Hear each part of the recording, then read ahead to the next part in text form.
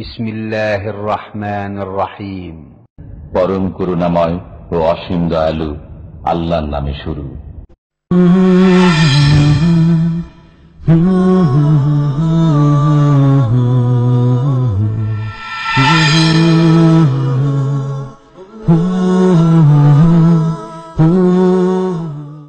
ومن أحسن قولا ممن دعا إلى الله وعمل صالحا وقال إنني من المسلمين. السلام عليكم ورحمة الله وبركاته.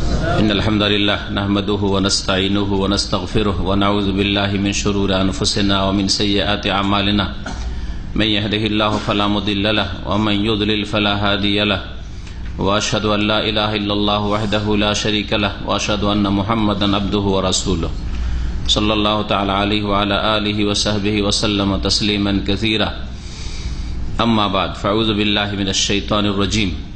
فانكحوا ما طاب لكم من النساء مثنى وثلاث ورباع فإن خفتم ألا تعدلوا فواحدة أو ما ملكت أيمانكم.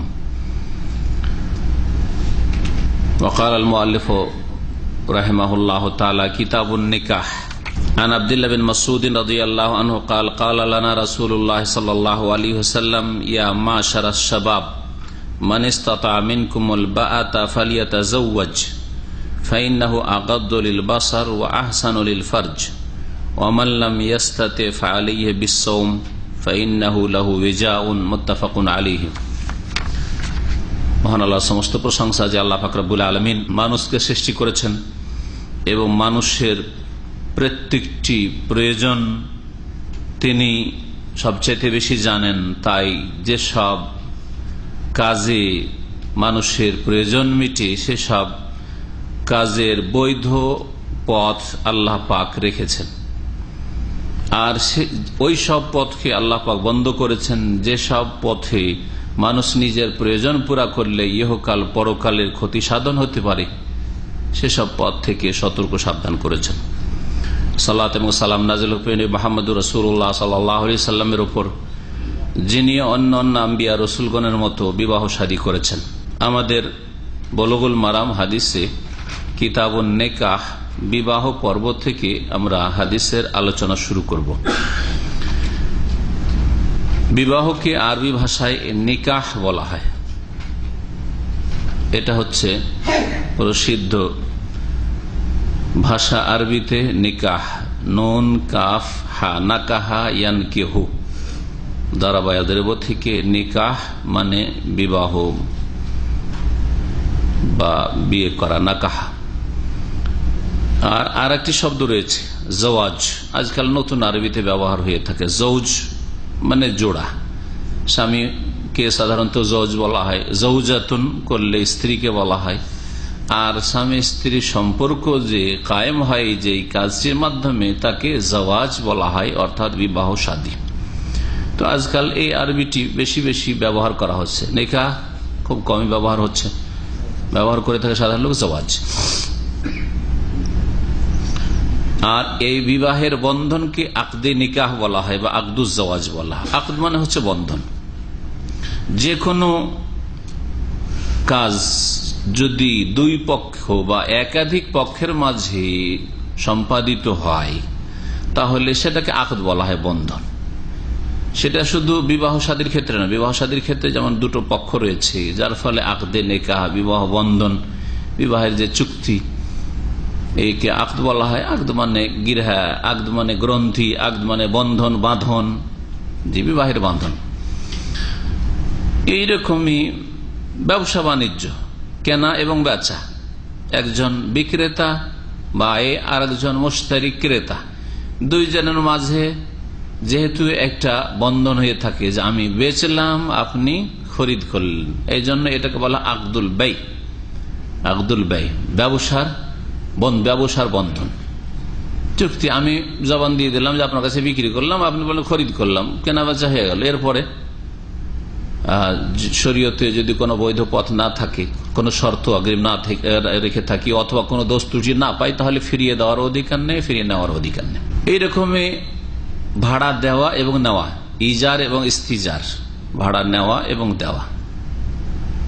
যে কিছু ভাড়া নেন, গাড়ি নেন, বাড়ি নেন, অফিস নেন, ভাড়া নেওয়া, বা সাজ সরঞ্জাম কিছু যন্ত্রপাতি ভাড়া নিচ্ছেন আজকাল ভাড়া, এটাকে আকদুল ইজার বলা হয়। আপনি একটা বাসা ভাড়া নিচ্ছেন বা বাড়ি ভাড়া নিচ্ছেন থাকার জন্য, তো আপনি যে ভাড়া নিলেন এক পক্ষ আপনি, আর এক পক্ষ যে ভাড়া দিল, এটাকে আকদে ইজার বলা হয়। কি বলা হচ্ছে? আকদে ইজার। যারা আজকাল কন্ট্রাক্ট দেখেছেন, আপনি যদি কোনো একটা বাড়ি বা বাসা ফ্ল্যাট যদি ভাড়া নেন, তো ওর একটা চুক্তি সম্পাদিত হয় লিখিত, ওকে আকদে ইজার বলে। ওখানে আকদ শব্দটি ব্যবহার হয় কিন্তু। তো এইরকম বহু ওকুদ রয়েছে। আল্লাহ পাক রব্বুল আলামিন যদি এইরকমের কারো সাথে চুক্তি হয়, এইরকমই কোন প্রতিশ্রুতি, এক ব্যক্তির আরেক ব্যক্তির সাথে লেনদেনের, অথবা এক ব্যক্তির আরেক ব্যক্তির সাথে, এক সম্প্রদায়ের আরেক সম্প্রদায়ের সাথে, এক দেশের আরেক দেশের সাথে যেসব চুক্তিগুলি হয়ে থাকে, এগুলোকে আকদ বলা হয়। আকদ, বন্ধন। এগুলিও আল্লাহ পাক সূরা মায়দার প্রথম আয়াতে বলেছে, ইয়া আইয়ুহাল্লাযীনা আমানু আউফু বিল উকুদ, হে মুমিন সকল, তোমরা তোমাদের চুক্তিগুলিকে, বন্ধনগুলিকে পুরা করো। তোমাদের চুক্তিগুলিকে পুরা করো, বা তোমাদের বন্ধনগুলিকে কি রাখো? অটুট রাখো। যদি সেই আকদ শরীয়ত সম্মত হয়, শরীয়তে বৈধ হয়। অবৈধ যদি হয়, ফাসেদ হয়, বাতিল হয় যদি, তাহলে সেটা যদিও আপনি চুক্তি করেন, সেই চুক্তি এমনিতে ভঙ্গ, বাতিল, চুক্তি বাতিল। যদি কারোর সাথে সুদের লেনদেনের চুক্তি হয়, হারাম সুদ, 1000 টাকা ভাই আপনাকে দেব, আর আপনি বলছেন নেব, আপনাকে 1100 টাকা দেবো 1 মাস পরে, 6 মাস পরে, বা বছরে এত টাকা দেবো, বেশি দেবো, এটাও তো চুক্তি, তাই না? চুক্তি না? ধার দেওয়া নেওয়া, কিন্তু তার সাথে সাথে অতিরিক্ত বেশি দেব বা নেব, এই যে চুক্তি, তো এই চুক্তি হারাম, বাতিল, ফাসেদ। সুতরাং শরীয়ত বিরোধী কোন যদি চুক্তি হয়, সেই চুক্তি বাতিল, সেই চুক্তি পুরা করা চলবে না।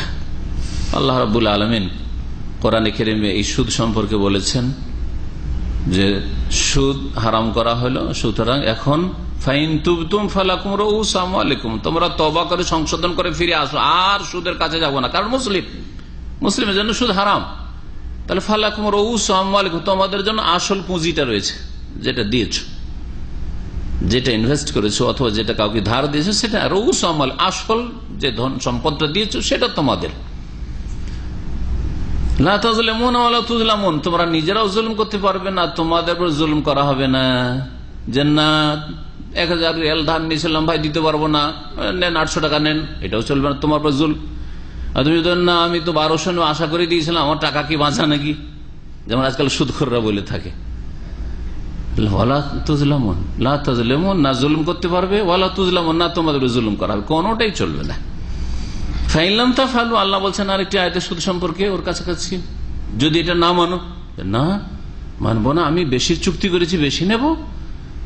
ফাইন লাম তাফআলু ফাআযানু বিহারবিন মিনাল্লাহি ওয়া রাসূলিহি, তাহলে ঘোষণা শুনে নাও যুদ্ধের, লড়াইয়ের, মিনাল্লাহ, আল্লাহর তরফ থেকে। আল্লাহ তোমাদের বিরুদ্ধে এই সুদখোররা যুদ্ধের ঘোষণা করছেন। এই সুদের উপর টাকা লেনেওয়ালা দেনেওয়ালারা আল্লাহর তরফ থেকে যুদ্ধের ঘোষণা শুনে নাও, আর রাসূলের তরফ থেকেও যুদ্ধের ঘোষণা শুনে নাও। রাসূলি, আল্লাহর তরফে যুদ্ধের ঘোষণা, আল্লাহ পাকের আযাব, গজব, এদের কোনো শান্তি নেই সুদখোরদের, আর এদের ধন সম্পদ টিকেও না, আর এরা বড় অশান্তিতে জীবনযাপন করে, আর তারপর আখিরাতে তো মহাশাস্তি রয়েছে। এদের ছেলে মেয়েরাও তাদের পাপের কারণে অশান্তি ভোগ করে, কারণ এই পাপের কুপ্রভাব কয়েক প্রজন্ম পর্যন্ত চলতে থাকে। আর রাসূলের পক্ষ থেকে যুদ্ধের ঘোষণা হচ্ছে যে রাসূলুল্লাহ সাল্লাল্লাহু আলাইহি সাল্লামের জীবদ্দশায় তার উপর জিহাদ করা ফরজ ছিল সুদখোরদের বিরুদ্ধে, আর রাসূলুল্লাহ সাল্লাল্লাহু প্রতিনিধি যারা মুসলিম শাসক হবে তাদেরও ফরজ সুদখোর মুসলিমদের বিরুদ্ধে জিহাদ করা ফরজ। জি, এটা হচ্ছে রাসূলুল্লাহ সাল্লাল্লাহু আলাইহি পক্ষ থেকে যুদ্ধের ঘোষণা। তো যাই হোক, কথা এই আকদ বুঝাতে গিয়ে এত দূরে গেলাম। তো আকদ শুধু মানে আকদে নিকাহ শুধু নয়, বিবাহ বন্ধনই শুধু বন্ধন নাই, এরকম অনেক বন্ধনই আমাদের বা অনেক রকমের চুক্তি হয়ে থাকে। আল মুসলিমুন আলা শুরুতে, মুসলিম যখন কারো সাথে কোনো বৈধ চুক্তি করবে তার উপর অটল থাকতে হবে। নবী করিম সাল্লাল্লাহু আলাইহি ওয়াসাল্লাম সহিহ হাদিস সহিহ বুখারী করেছে, আল মুসলিমুন আলা শুরুতে। আপনার কারো সাথে কোনো যদি কন্ডিশন শর্ত হয়ে থাকে, চুক্তি হয়ে থাকে, ওর উপর আপনাকে বহাল থাকতে হবে যতক্ষণ জায়েজ। জায়েজ ফরজ, ওয়াজিব আর সুন্নাত মুস্তাহাব হলো তো সেটা শরীয়তের ব্যাপার, করণীয় সেটা, কিন্তু জায়েজ কাজ করলেও নাকি নেই আর না করলেও কোনো গুনাহ নেই, দুটোই বরাবর সমান। তারপরে যদি কারো সাথে চুক্তি করে নিয়ে থাকেন তাহলে মুসলিম শর্তের উপর কায়েম থাকবে। আপনার কাছে বিক্রি করা যায়, অন্য কারো কাছে বিক্রি করা যায়, কিন্তু আপনার সাথে আমি ওয়াদা করে ফেলেছি। আপনাকে মেয়ে দেওয়া যায়, কারো অন্য কাউকে দেওয়া যায়, এমন নয় যে আপনি কারো ওপর অগ্রাধিকার রাখেন। হ্যাঁ, কিন্তু যখন চুক্তি হয়ে গেছে তখন চুক্তি পুরা করবে। আর বিশেষ করে যখন কবুল হয়ে গেছে পুরো, তখন তো বন্ধন হয়ে গেছে পূর্ণ। তা নিকাহ সম্পর্কে আলোচনা করতে গিয়ে প্রথম বলবো নিকাহ শব্দের শাব্দিক অর্থ কি। নিকাহ শাব্দিক অর্থ হচ্ছে মিলানো, একটি জিনিসকে আরেকটি জিনিসের সাথে মিলানো, দম, একটাকে আরেকটার সাথে মিলানো বা মিশানো, মিলিয়ে দেওয়া। তো তাহলে বিবাহকে বিবাহ, নিকাহ কেন বলা হয় আরবিতে? এর মাধ্যমে হ্যাঁ, একটা যুবককে একটা যুবতীর সাথে মিলিয়ে দিয়ে একটি সংসার গড়ে তোলা হলো। হ্যাঁ, একটি পরিবারকে আরেকটা পরিবারের সাথে, হ্যাঁ, একটি বংশকে আরেকটি বংশের সাথে মিলিয়ে দিয়ে আত্মীয়তার সম্পর্কে গড়ে দেওয়া হলো। তাহলে শাব্দিক অর্থের সম্পর্ক ইসলামী পরিভাষার সাথে রয়েছে। শাব্দিক অর্থের সম্পর্ক যে ইস্তিলাহ রয়েছে শরীয়তের পরিভাষা, তার সাথে সম্পর্ক রয়েছে। এটা তো শাব্দিক অর্থ হইল, কিন্তু নিকাহ শব্দটির প্রয়োগ কোন ক্ষেত্রে হয়ে থাকে? বলছে যে আসলে নিকাহ শব্দটির উৎপত্তি আরবি ভাষায় হয়েছে সহবাসের জন্য। নিকাহ মানে বিবাহ বন্ধন, এটা 2 নম্বর অর্থ। 1 নম্বর অর্থ হচ্ছে নিকাহ মানে হচ্ছে সহবাস, ওহুয়া হাকিকাতান আল ওয়াতউ।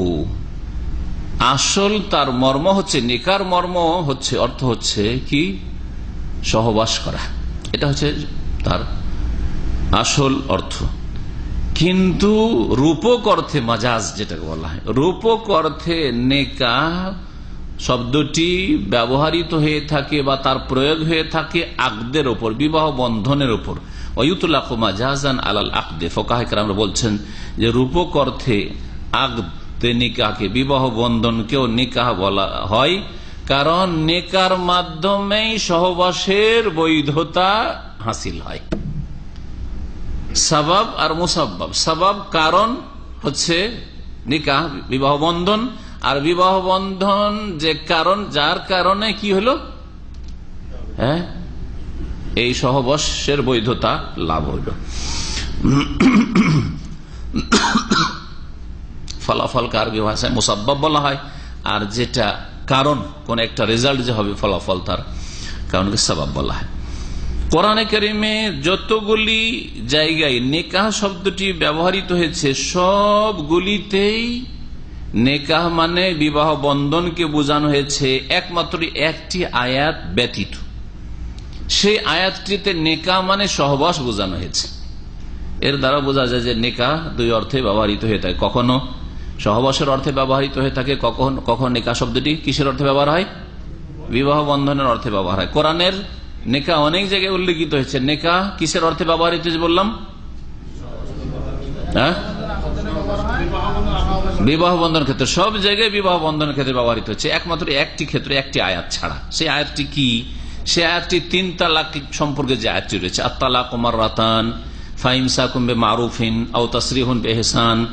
তারপরে আল্লাহ পাক অন্যান্য নিকাহের মাসআলা বলার পরে বলছেন আত-তালাকু মাররাতান, শুরুটা বলে দিই যে তালাক 2 বারে, মানে এই 2 বার তালাক দিয়ে ফিরিয়ে নিতে পারবে। একবার তালাক দিলে ফিরিয়ে নিতে পারবে তুমি যদি ইদ্যতের মধ্যে 3 মাসিক বা 3 মাসের মধ্যে থাকে। যেসব মহিলাদের মাসিক হয় তো 3 মাসিক ধরবে, আর যেসব মহিলাদের মাসিক হয় না 3 মাস ধরবে তাদের ইদ্যত।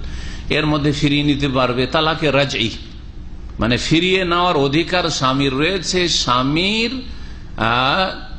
স্বামীর আয়ত্ত থেকে বেরিয়ে চলে যায়নি, হাত ছাড়া হয়ে যায়নি স্ত্রী 2 তালাক পর্যন্ত। এটা আল্লাহ বুঝাতে চেয়েছেন। আর তালাক মাররাতান, এই জন্য আল্লাহ মাররাতান বলেছেন। কোরআনের এই মাররাতান শব্দটি নিয়ে যদি আমাদের দেশের মযহাবপন্থীরা গবেষণা করত আর এর উপর আমল করত, তাহলে একসাথে 3 গুলি ছাড়তো না, একসাথে 3 তালাক দিত না।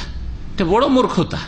আর যদি তাও যদি আলেম সমাজ করায়, তাহলে এদের জাহালতের শেষ নাই, মূর্খতার শেষ নাই। অনেক ভাইয়েরা তালাকের কথা যখন এখানে আলোচনা করে, কোন পরিস্থিতির কারণে তালাক দেবে, তালাক লিখতে আসে, বলছে আমার দেশে গিয়ে তালাক লিখাতে চেয়েছি, 3-এর কম লিখবে না। বলছে আরে ভাই 1 তালাক লিখো, যাতে করে আগামীতে তোমার জন্য একটা রাস্তা খোলা থাকে, বাই চান্স যদি ফিরাইতে হয় যে কোনো পরিস্থিতিতে হয়তো সংশোধন করে সে আসলো, অথবা আপনার পরিবারের চাপ, অথবা তাদের চাপ, অথবা আর অন্য কোনো চাপ, শরীয়তে একটা রাস্তা থাকে খোলা। বলছে না না, বিদাতি মৌলভী সাহেবের কাছে লিখাতে গেছে, অথবা সমাজপতির কাছে লিখাতে গেছে, অথবা জাহেল কাজীর কাছে লিখাতে গেছে, বলছে 3-এর কম লিখা যাবে না। কি বলছে? 3-এর কম তালাক লিখা যাবে না। এরা জাহেল দা গ্রেট, বড় মূর্খ এরা। আল্লাহ বলছে আত-তালাক মাররাতান, তালাক কয়বারে? মাররাতান মানে কি? মাররাতানে মানে কি?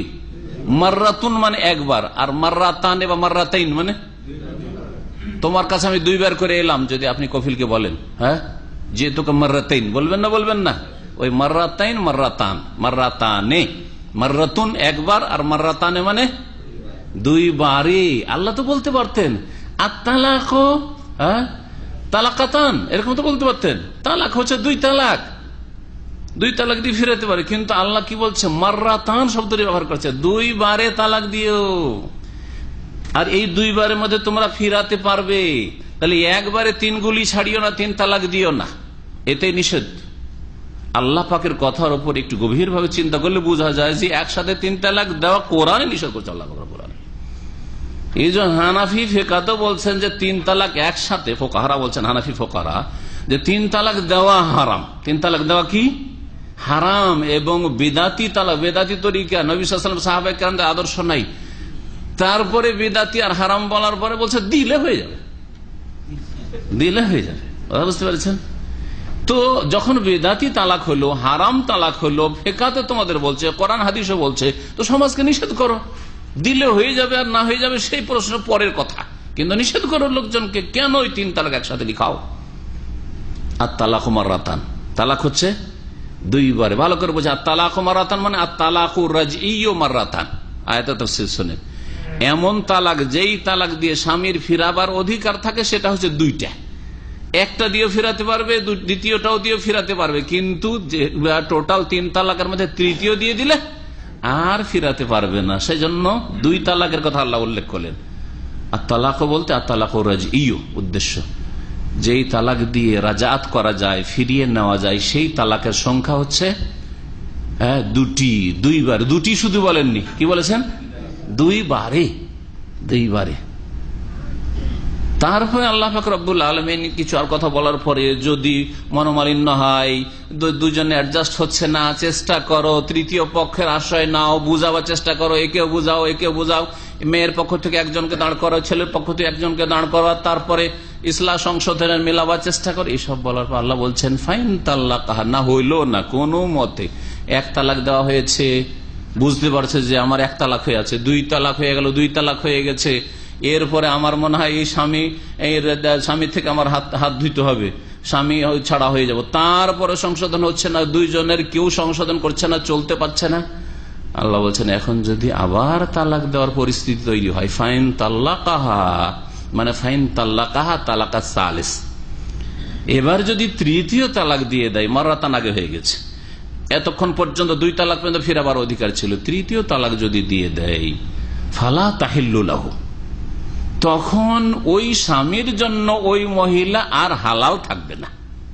হালাল তাহিল্লু লাহু, তাহলে কি আর কখনো হালাল হবে না?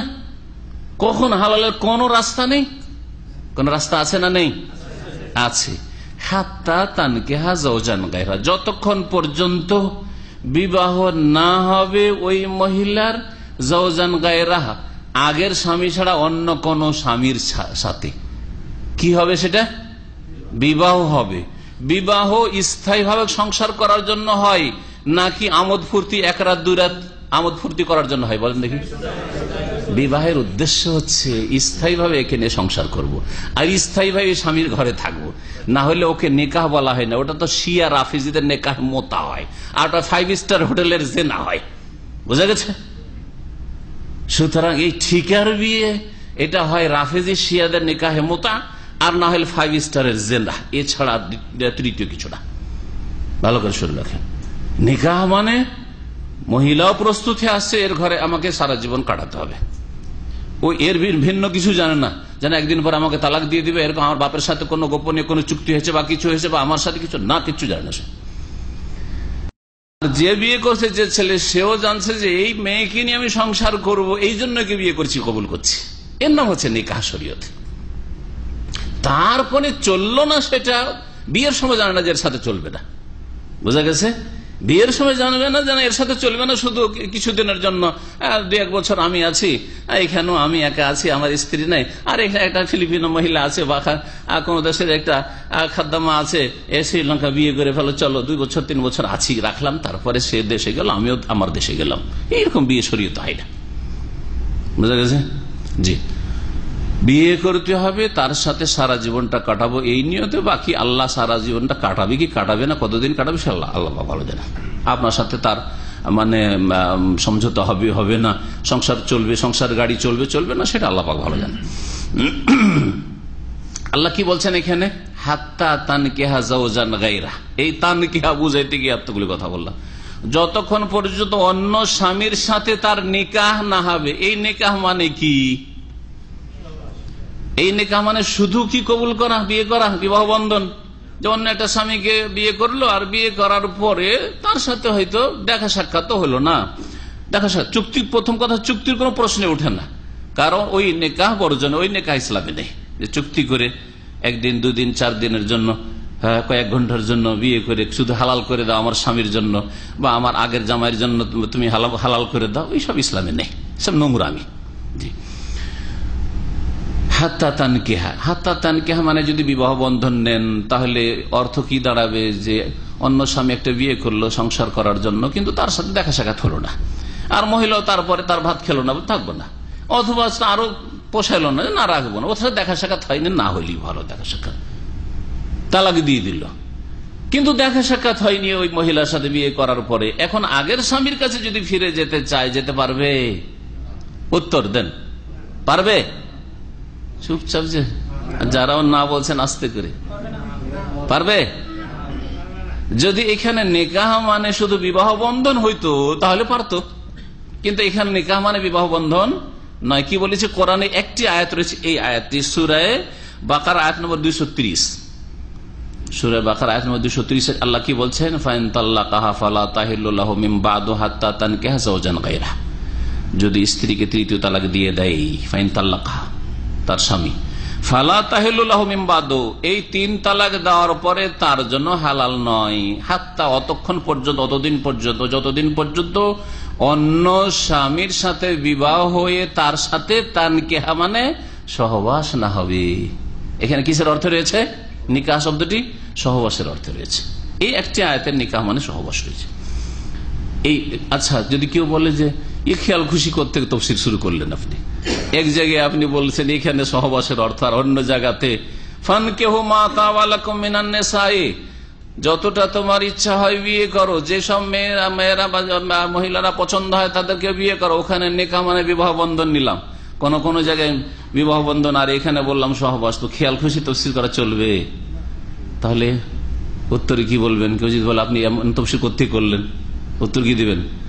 বলবেন যে এক আয়াতের তফসির আর এক আয়াত করে, আর যদি আয়াতের তফসির আয়াতে না পাওয়া যায় তাহলে আয়াতের তফসির সর্বোত্তম তফসির হাদিস। রাসূলুল্লাহ সাল্লাল্লাহু আলাইহি ওয়াসাল্লামের হাদিসে এই আয়াতের তফসির রয়েছে। নবী করিম সাল্লাল্লাহু আলাইহি ওয়াসাল্লামের কোন এক সাহাবিয়া মহিলা, তার বিয়ে হয়েছিল কোন একজন সাহাবীর সাথে, তারপরে তার পুরুষত্ব দুর্বল ছিল অথবা সে থাকবে না, সে যেন পছন্দ নয়, বাহানা করেছিল যে দুর্বল। তারপরে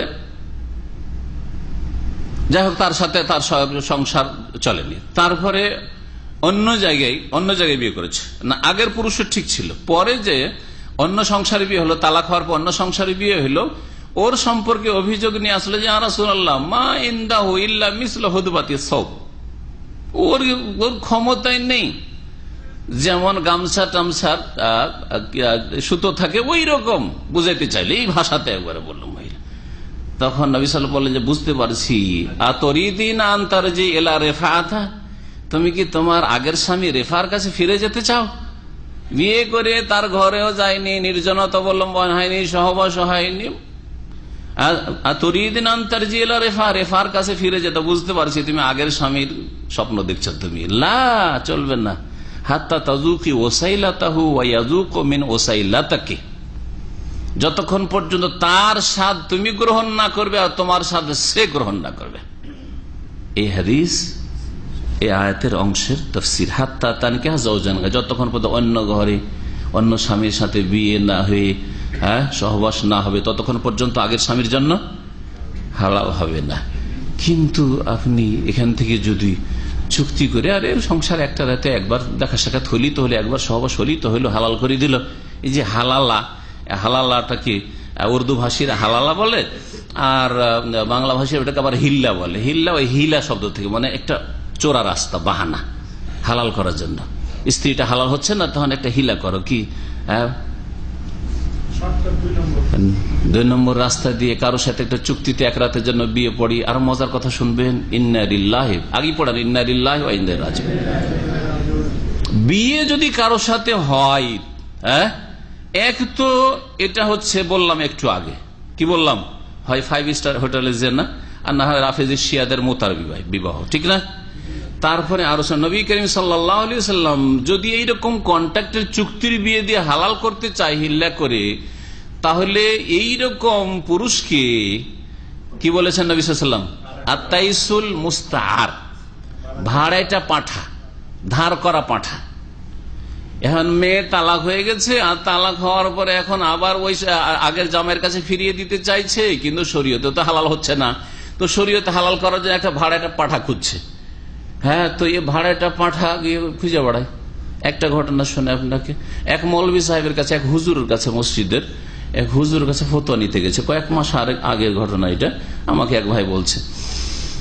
মৌলভীর কাছে ফতোয়া নিতে গেছে মসজিদের ইমাম সাহেব, যে হুজুর আমার তো মেয়ের এরকম হয়েছে, তো কি করা যাবে? না ওই ছেলেই গেছে হয়তো যে আমার স্ত্রী এরকম 3 তালাক হয়ে গেছে, এখন আমার কাছে ফিরে আসতে চাই, তো কি করা যাবে? তো এক কাজ করা, হিল্লা করাইতে হবে, হিল্লা বিবাহ বসাইতে হবে। তো আর কোথায় আর হিল্লা বসাইতে যাবে? আমার সাথে দিয়ে দাও, তোমার বিবি আমার সাথে বিয়ে দিয়ে দাও এক রাত, তারপরে হালাল করে তোমাকে দিয়ে দেব। কি মোল্লা! এগুলোকে আলেম সমাজ বলবেন নাকি? এই জন্য দুপুর বেলা তফসিরে বলছেন আলেম 3 রকমের, আলেম 3 রকমের, ঠিক না? ওলামায়ে হক, কোরআন সুন্নাহর আলেম, হক কথা বলে কোরআন সুন্নাহ, আর এক হচ্ছে পেট পূজারী আলেম, আর যৌন পূজারী আলেম। এরা হলো পেট পূজারী, ওর স্বার্থ, আমাকে দিয়ে হালাল করে না, কাকে আর খোঁজ করতে যাবে, ঠিক আছে? জি। আর এক হচ্ছে বিদাত আলেম, ওলামায়ে সু, ওর স্বার্থ থাকার না থাকা বিদাত ঠিক রাখবো, শিরক বিদআত ঠিক রাখবো। 2 শ্রেণীর আলেম থেকে সাবধান, 2 শ্রেণীর আলেম থেকে, কোরআন এবং হাদিসের দলিল ছাড়া যেসব আলেম সমাজ, তাদের থেকে সাবধান। তাদের থেকে যত দূরে থাকবে তত ঈমান ইসলাম নিরাপদ থাকবে। আর একটা মজার গল্প, এটা তো হালকাই হলো। এক বোন টেলিফোন করছে অনেক দূর থেকে, পশ্চিমা কোনো দেশ থেকে, বলছে ওর এইরকমই 3 তালাক একসাথে, তো হারাম 3 তালাকের তরিকে হারাম তালাক দিয়েছে, তাদের মজহাবেও তো বেদাতি আর হারাম তালাক একসাথে 3 তালাক দিয়ে, তারপরে এখন আবার স্বামীর কাছে ফিরে যাবে। স্বামীর কাছে ফিরে যাবে তো মোল্লার কাছে, মুফতি সাহেবের কাছে ফতোয়া নিছে, আবার সাধারণ মসজিদের মোল্লা হুজুর না, মুফতি সাহেব বলছে যে হালাল তো করাইতে হবে, হালাল না করলে একটা ভাড়াটা পাঠাতো লাগবে, তো হালাল করাইতে হবে। তখন এরা বলছে কাকে দিতে যাব? শিক্ষিতা মেয়ে, কিন্তু পশ্চিমা দেশে থাকে, শিক্ষিত মেয়ে, কার কাছে আমি যাব? আর ওর বাবা বলছে কাকে, আবার মেয়ে শিক্ষিত পরিবার থাকে ওইসব পশ্চিমা দেশে, কোথায় আর দিতে যাব? তো এক কাজ করলে হবে না মুফতি সাহেব, আমার নানা তো আছে, সবল হয়ে আছে, তো নানার সাথে আমার বিয়েটা হয়ে গেলে হবে না? বা ওই মেয়ের বাবা বলছে যে আমার শ্বশুর সাথে আমার মেয়েটার বিয়ে দিয়ে দিলে হবে না, হালাল করে দিলে হবে না? বলেন, ওই জন্য বলেন আগে ইন্না লিল্লাহি ওয়া ইন্না ইলাইহি রাজিউন পড়েন। শরীয়তে দাদা নানা বাপের সমান, বাপ যেমন প্রথম হারাম তেমনি দাদা নানা একই সমান হারাম শরীয়তে। এই মাসলাটিও জানলো না বিদাতি মুফতি, আর তার না মুফতি টাইটেল নিয়ে বসে আছে, ইফতা পড়ে এসছে আবার কওমি মাদ্রাসার। আউযুবিল্লাহ, কি যে দশা হবে! আল্লাহ পাক রব্বুল আলামিনের কাছে এদের ফয়সালা কি হবে আখিরাতে জানতে পারবে, দুনিয়ায় বুঝতে পারবে, কারণ দুনিয়াতে বড় বড় মুফতি টাইটেল নিয়ে বসে আছে এরা।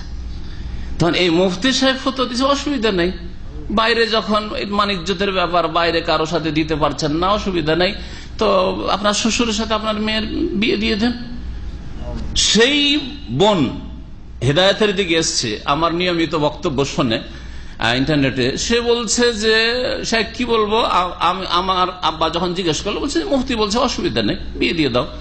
তখন এক রাত আমি আমার নানার সাথে থাকলাম, এই ভাষায় বলছে, এক রাত আমার নানার সাথে থাকলাম, এক রাত অথবা 2 দিন যাই হোক।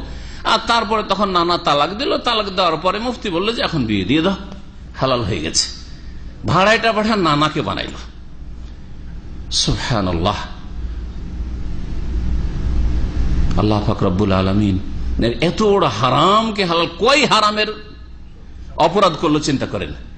এক হারাম ভাড়াইটা পাঠা, হ্যাঁ, জিনা, আর দ্বিতীয় হারাম হচ্ছে বাবার সাথে নানার সাথে বিয়ে দেওয়া, না বাবার সাথে বিয়ে দেওয়া, কোনো পার্থক্য নেই।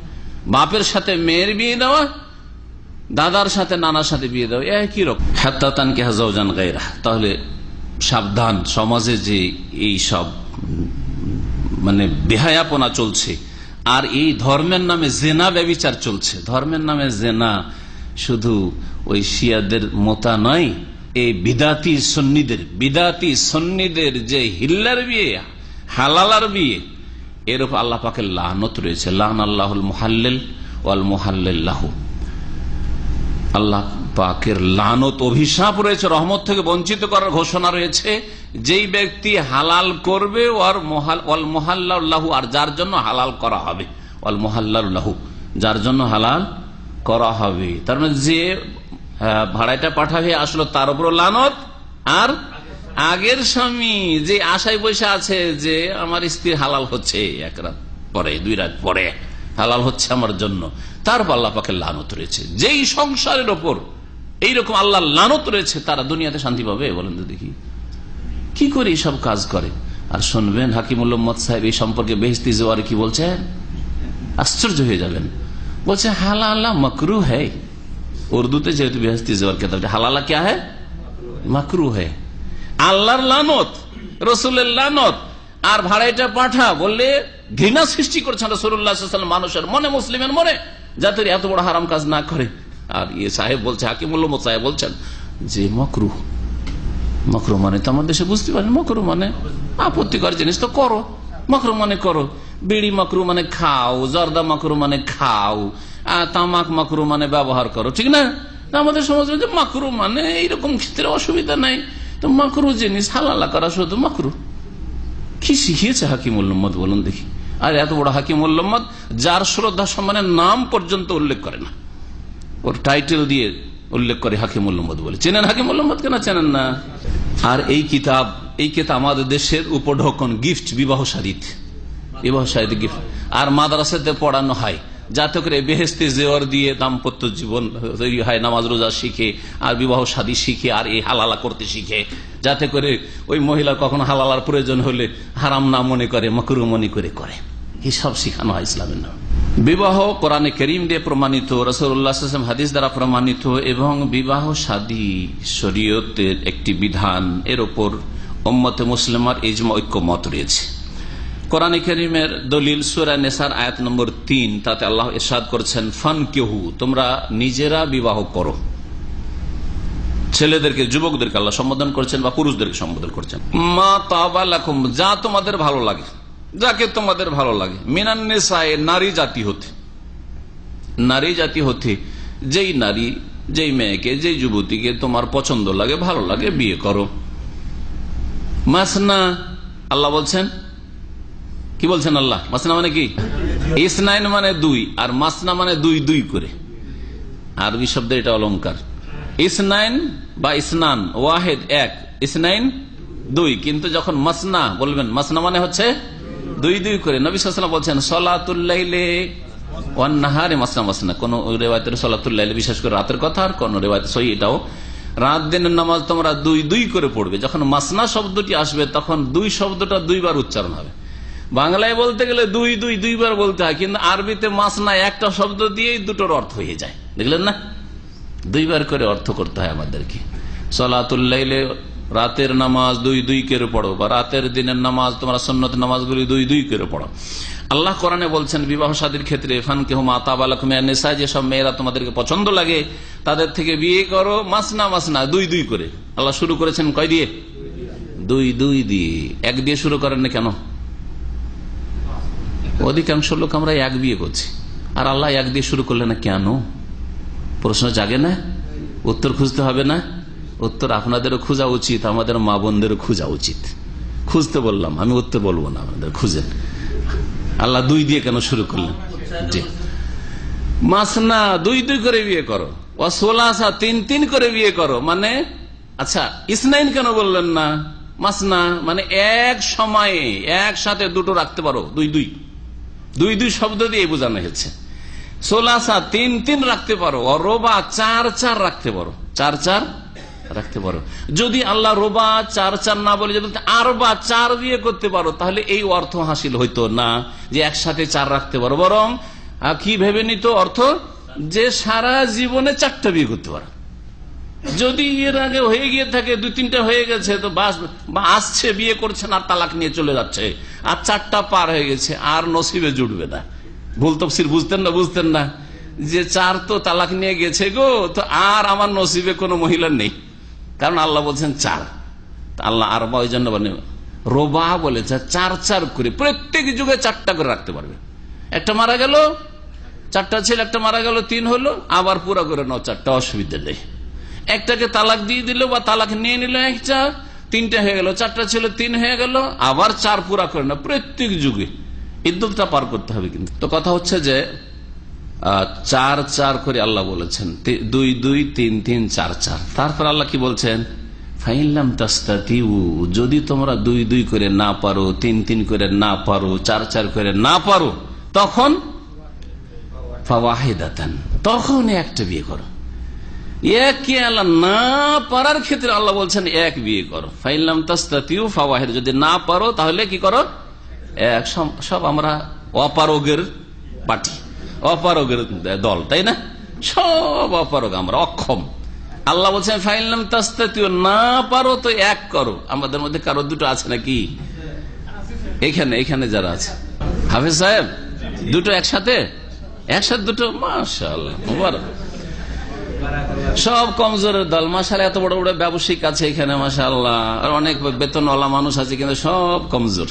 জি, আজকের আলোচনা শুনে বুঝতে পারছেন, মা বোনেরা যারা শুনছেন তারা তো রাখছেন, কিন্তু কোরআন হাদিসের বাইরে একটিও কথা বলিনি।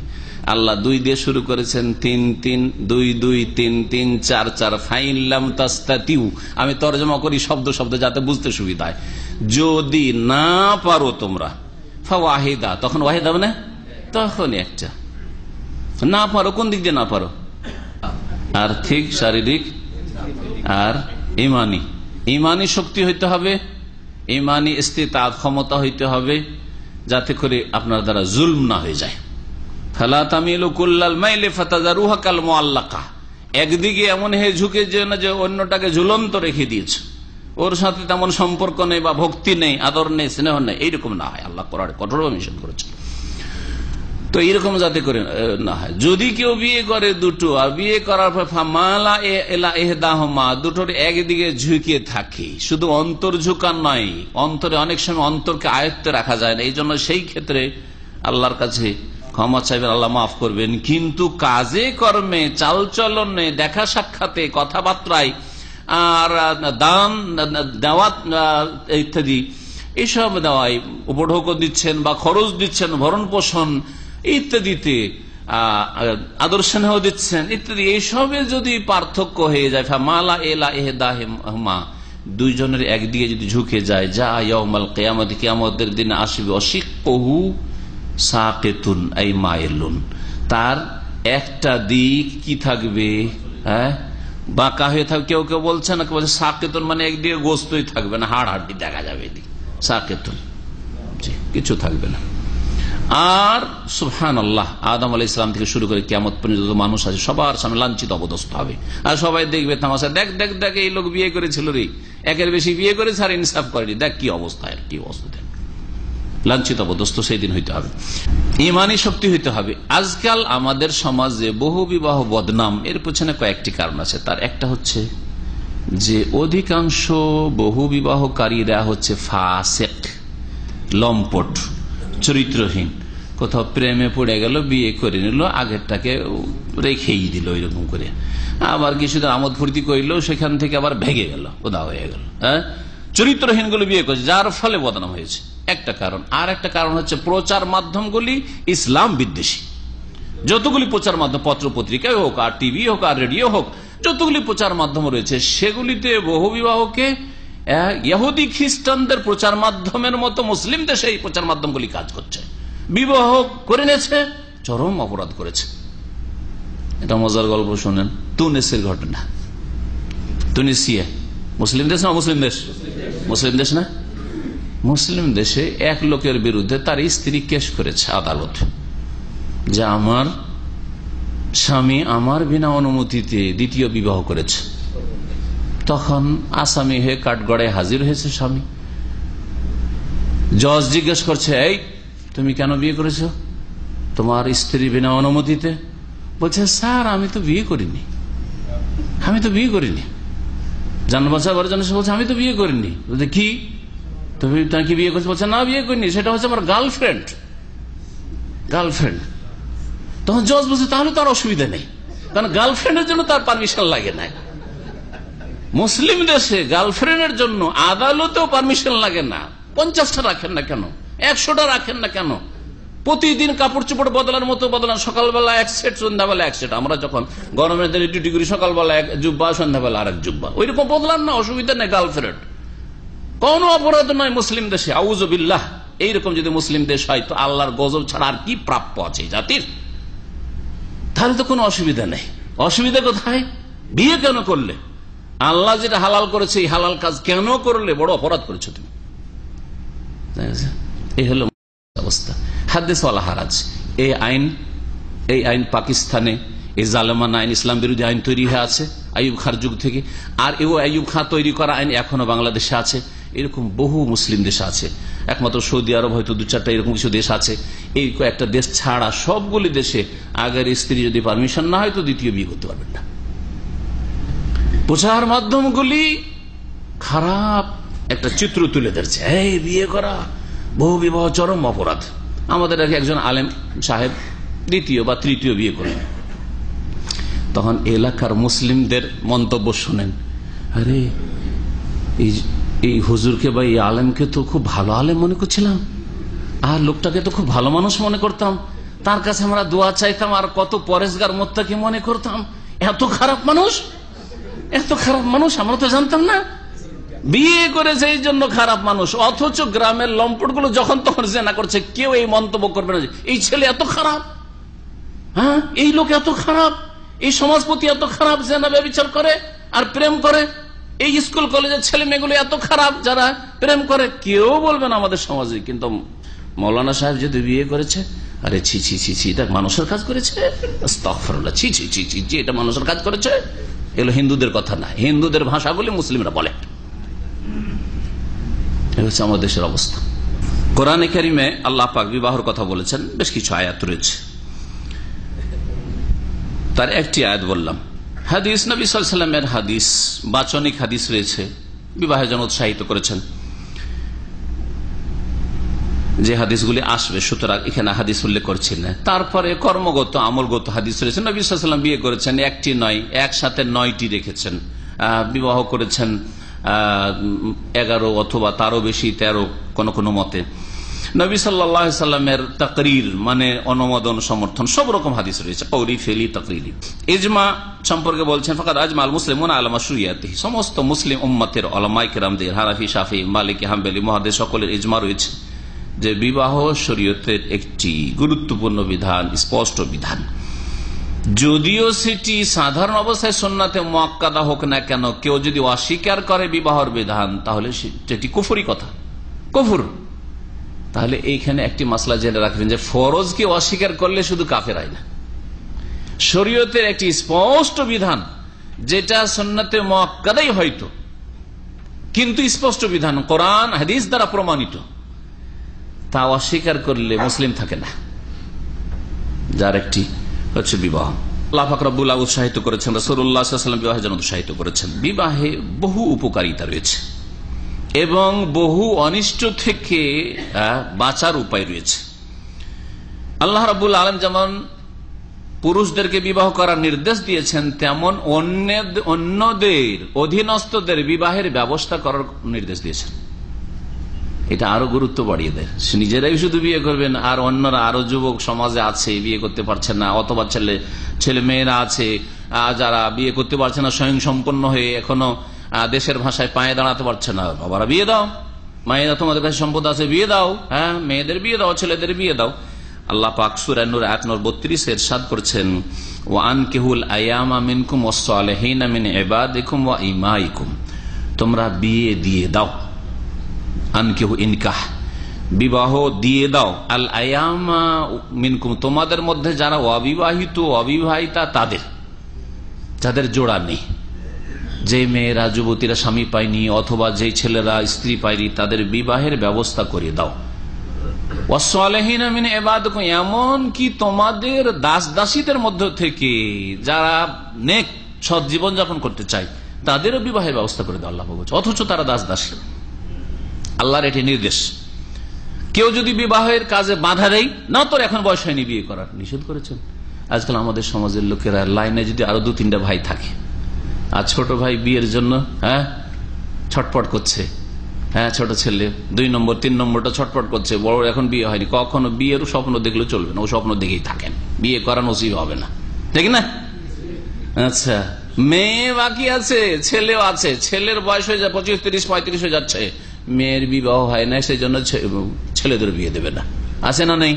আমাদের এখানে অনেক দিনই ভাইরা আছে, আমার কাছে ব্যক্তিগত বলেছে যে আমার বোনের আছে, বোনের বিয়ে হয় না, সেজন্য বাপ মা বলছেন না তোর বোনদের বিয়ে না হলে তোদের বিয়ে দেবো না।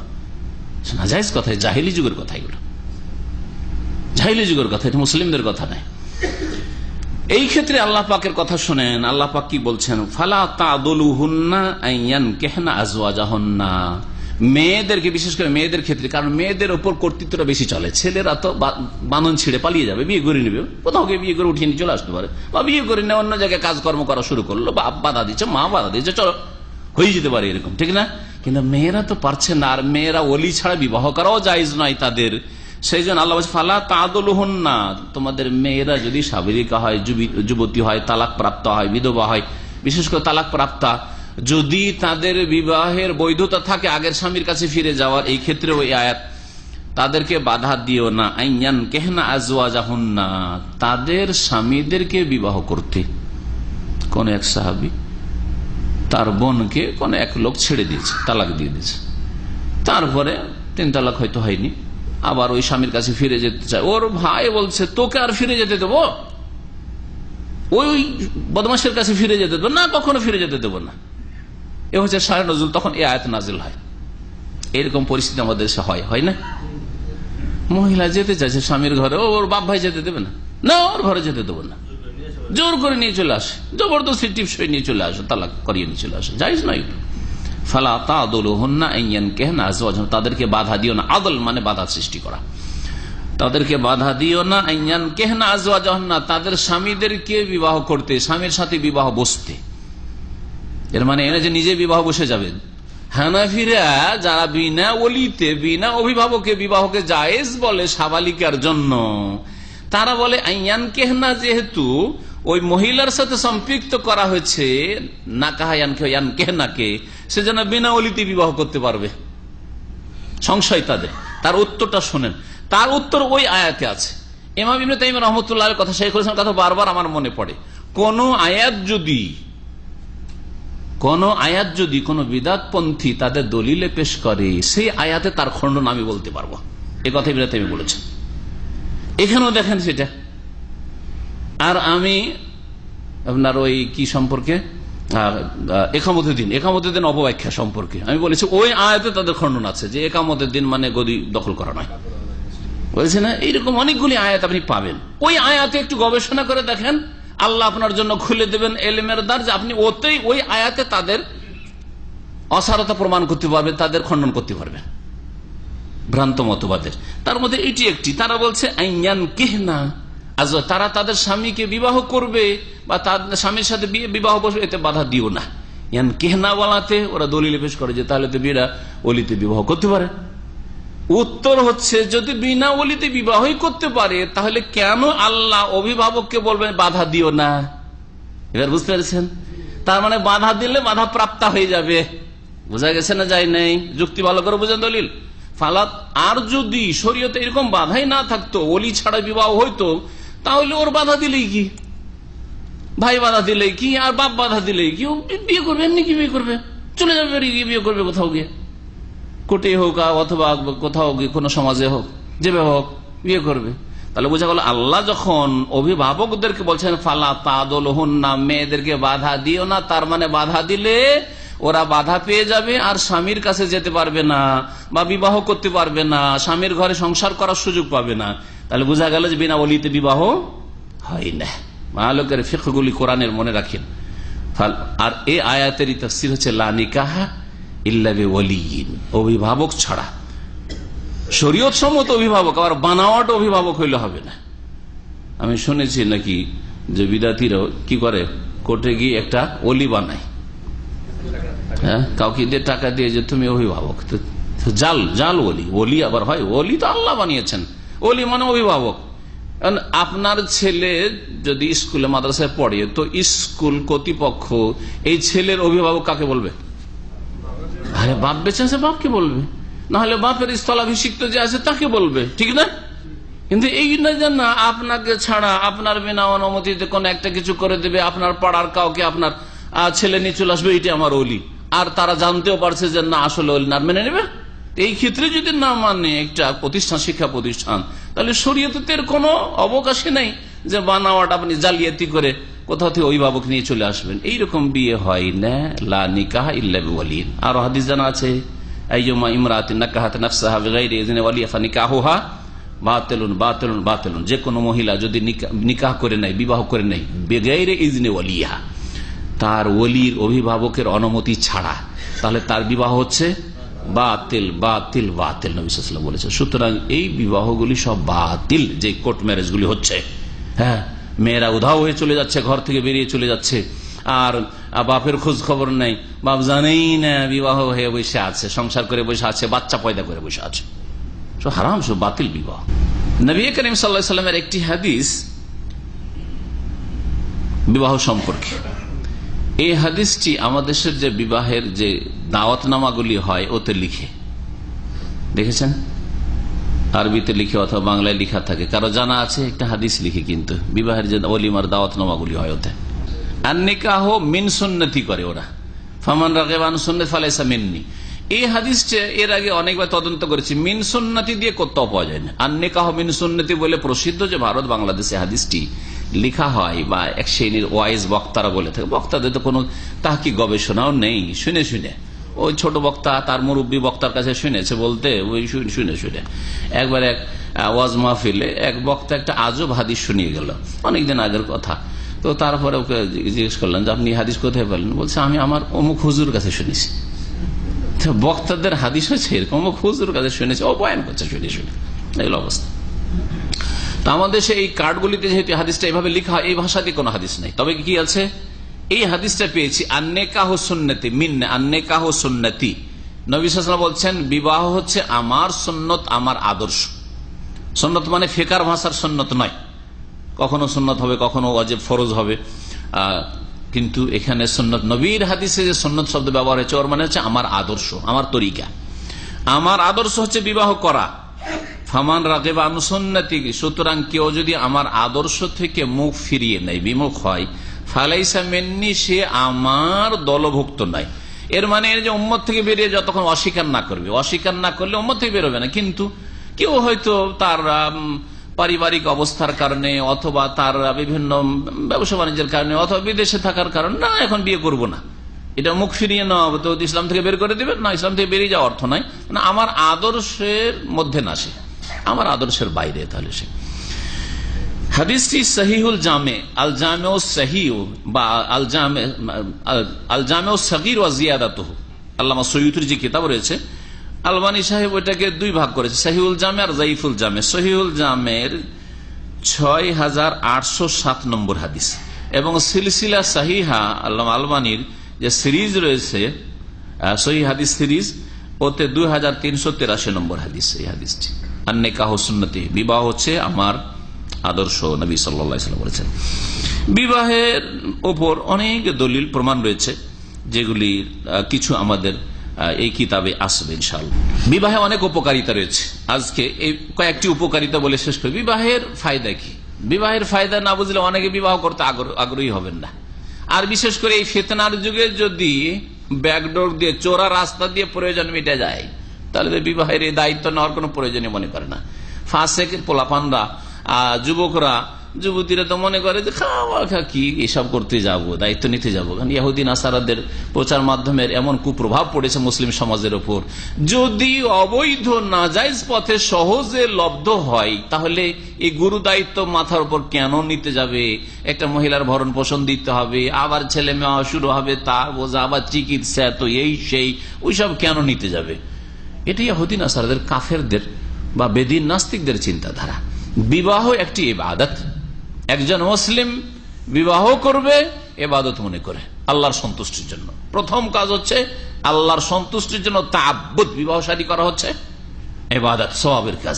কিন্তু বিবাহে পার্থিব অনেক উপকারিতা রয়েছে, সেই উপকারিতাগুলি জানলে বিবাহেও যে আল্লাহ পাকের একটি গুরুত্বপূর্ণ বিধান এবং আল্লাহ যে আরহামুর রাহিমিন, আল্লাহ যে আমাদের প্রয়োজন সম্পর্কে কত দয়াবান তিনি, এই বিষয়গুলি ফুটে উঠবে আমাদের সামনে।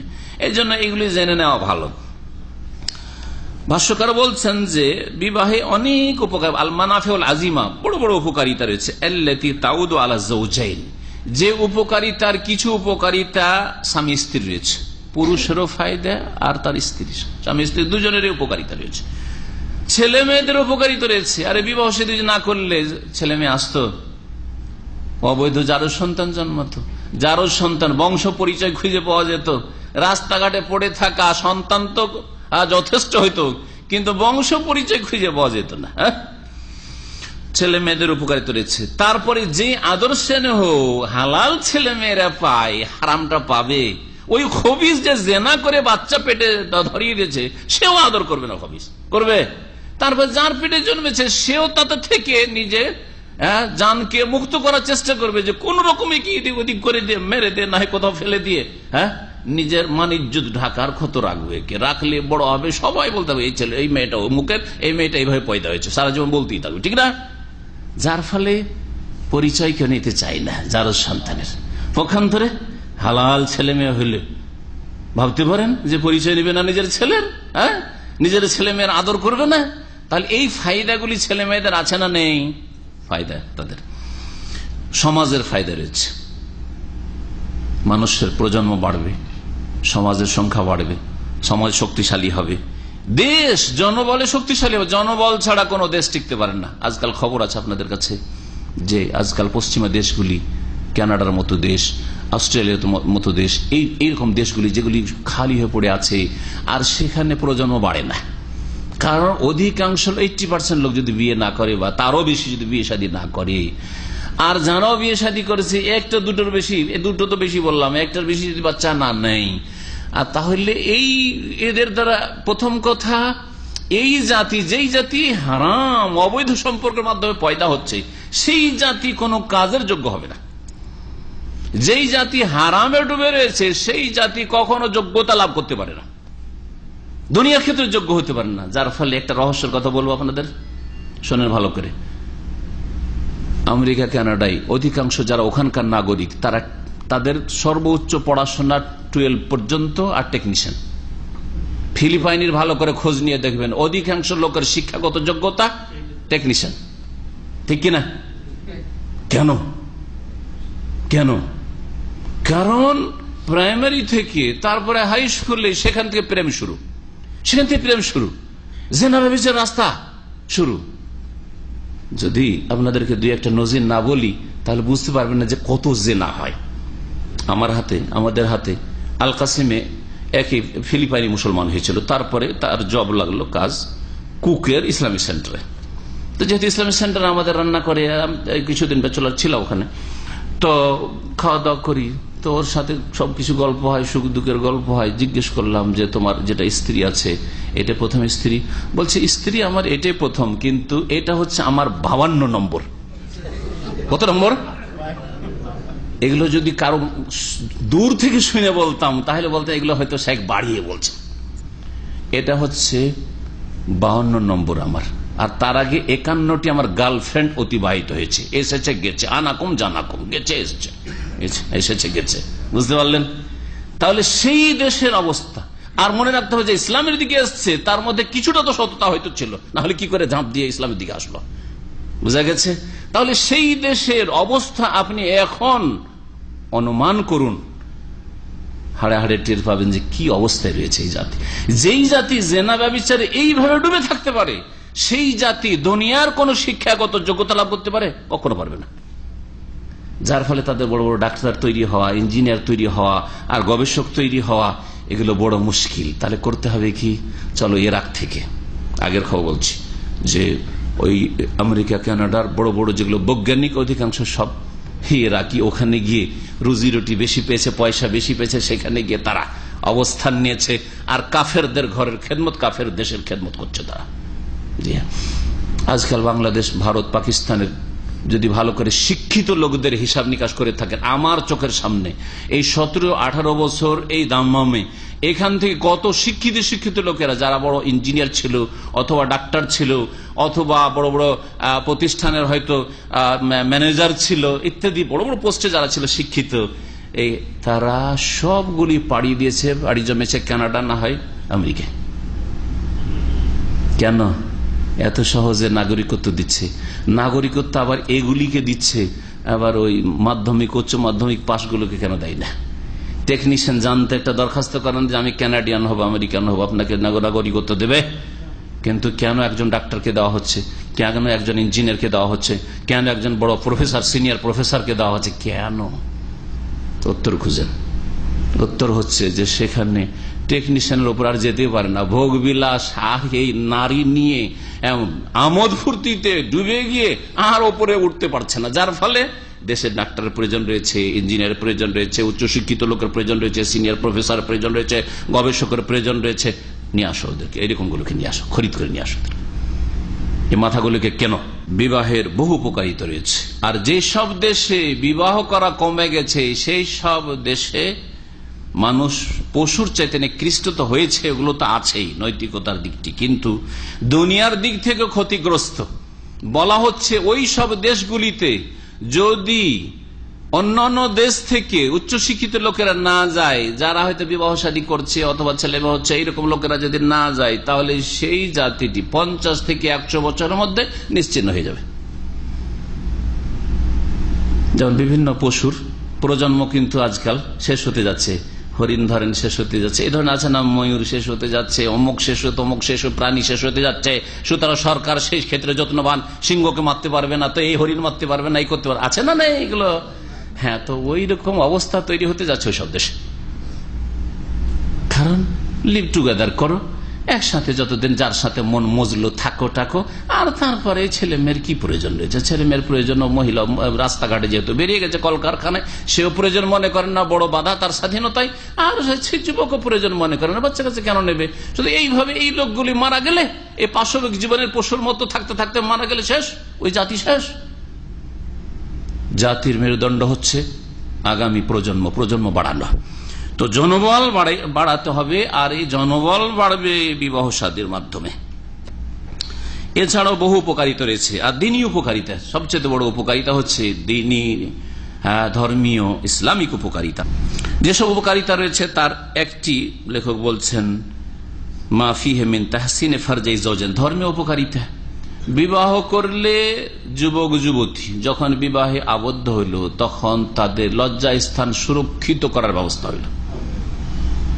যদি বাঁচতে চায় গোনা থেকে, তো গোনা থেকে বাঁচার জন্য সুব্যবস্থা হয়ে গেছে। কেউ যদি গোনা থেকে বাঁচতে না চায়, সে 4টা বিয়ে করলেও বাঁচবে না, হারাম খোর যদি হয় তাহলে। কিন্তু কথা হচ্ছে, কেউ যদি হারাম থেকে বাঁচতে চায় তাহলে তার জন্য হারাম থেকে বাঁচার উপায় হয়ে গেছে একজন যুবক যুবতীর বিবাহ বন্ধন হলে। এবং মানুষ যখন যৌবনে পদার্পণ করে তখন নজর কন্ট্রোল রাখতে পারে না। নজরকে কন্ট্রোল রাখার চেষ্টা করলেও অনিচ্ছাকৃত নজর ওই দিকে যাবে। এইভাবে আল্লাহ মানুষকে সৃষ্টি করেছে। এটা যুবকের যুবতীর দিকে যাবে, রাস্তাতে খোলা চেহারায় থাকে, খোলামেলা থাকলে। আর খোলাও যদি না পায়, বোরখা তো থাকে, তবুও যুবক একটু নজর যাবে। ওটা আর একটা জাতি, যেদিকে একটা আকর্ষণ আছে। আর একটা যুবতীর সাবালিকা হয়েছে, এখনো স্বামী পায়নি, যদি স্বামী না থাকে তাহলে একটা যুবকের দিকে নজর যাবে। এইটা তাদের ফিতরাত, ফিতরাত আল্লাহ আল্লাতী ফাতারান নাস আলাইহি, এর উপরে আল্লাহ পাক সৃষ্টি করেছেন আকর্ষণ দিয়ে। এতে কি হবে?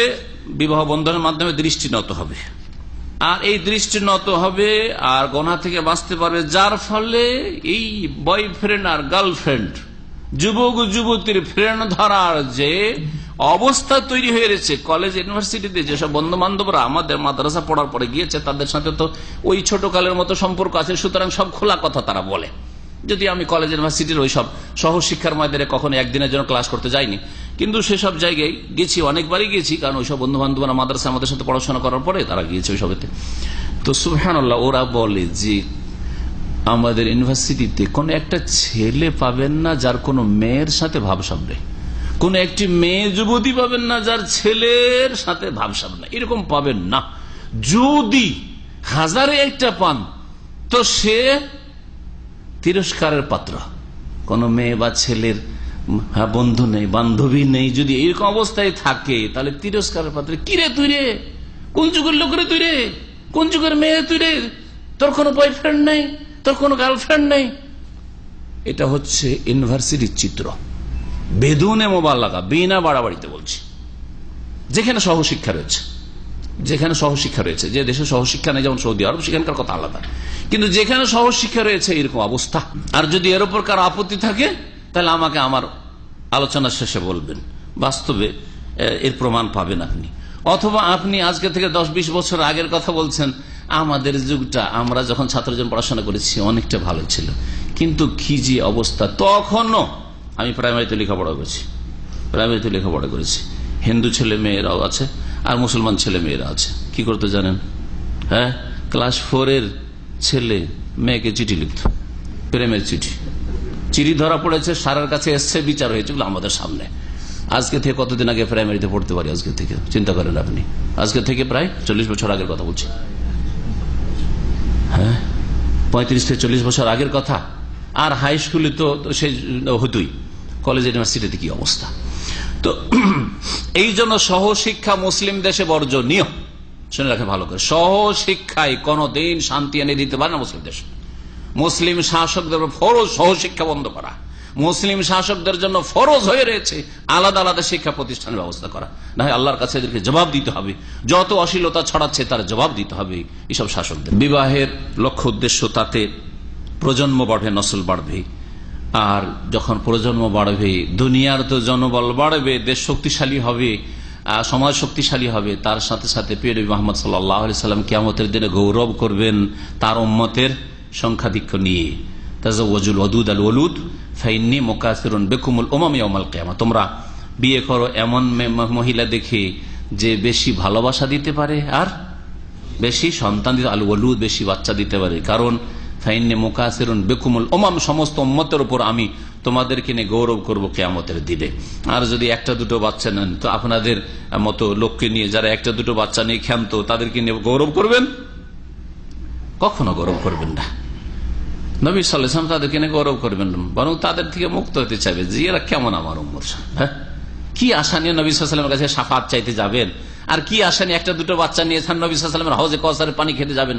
হ্যাঁ, কি লজ্জা নিয়ে যাবেন বলেন দেখি?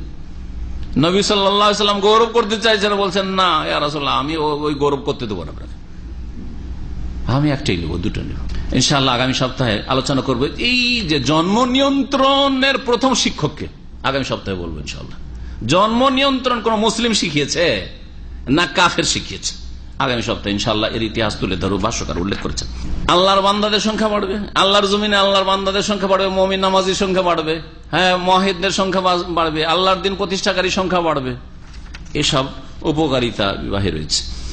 এবং মুসলিমদের সংখ্যা বাড়বে। আজকে ভারতের হিন্দুরা ভিতর ভিতর কম্পমান যে মুসলিমদের সংখ্যা এত বাড়ছে, অথচ মুসলিমরাও যে এমন মুসলিম হয়েছে তাও না, নামকে অস্ত মুসলিম।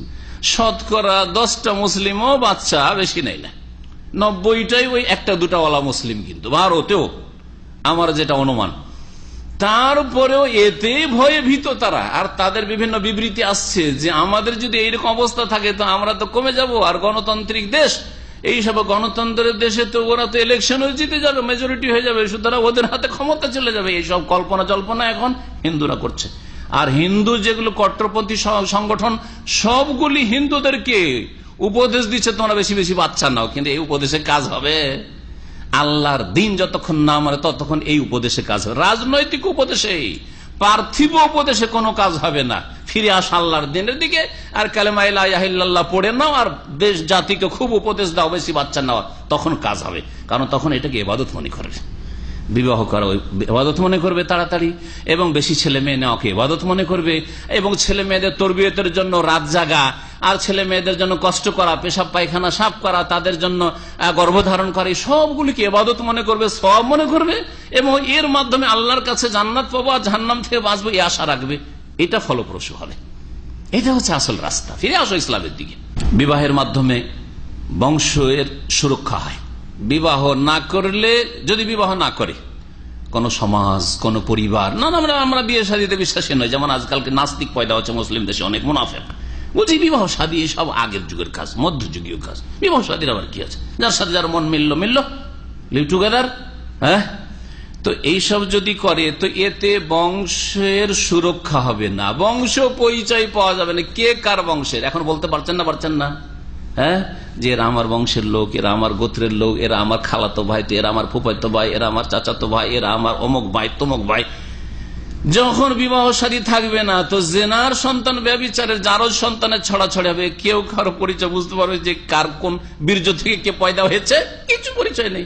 যার ফলে না পারিবারিক কাঠামো আছে, না বংশীয় কোনো কাঠামো আছে, না বংশ পরিচয় আছে। আর বংশ পরিচয় যখন নেই তখন মিরাস আবার কাকে জমি জায়গার ভাগ দেবো, কাকে টাকা পয়সার ভাগ দেবো, কে আমার সন্তান।